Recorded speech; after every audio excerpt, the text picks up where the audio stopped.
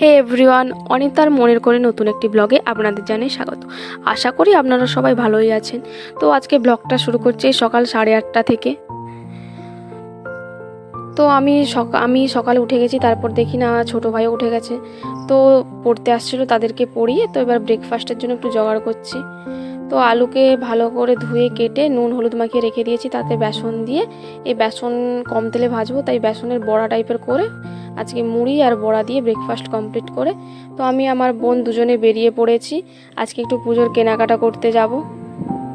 তো এই যে আমার বাহনকে নিয়ে বেরিয়ে পড়েছি। তো দেখুন রাস্তার দু সাইডে পুরো ধান গাছে ভর্তি।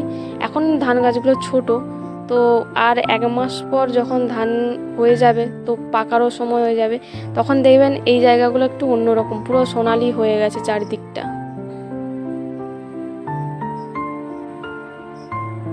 তো বাড়ি চলে এসেছি এবার। তো কি নিলাম সেটাই আপনাদের সাথে শেয়ার করছি।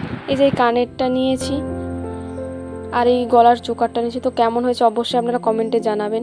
তো স্নান করে একদম খেতে চলে এসেছি। তো মা আজকে রান্না করেছে মাছের টক, এইটা ওলের বড়া আর ওল মাখা, পেঁপে ভাজা আর ভেন্ডির তরকারি। তো আজকের ভিডিওটা এই পর্যন্ত। তা দেখা হচ্ছে আপনাদের সাথে নতুন একটি ভিডিওতে। আর ততক্ষণ আপনারা সবাই ভালো থাকবেন।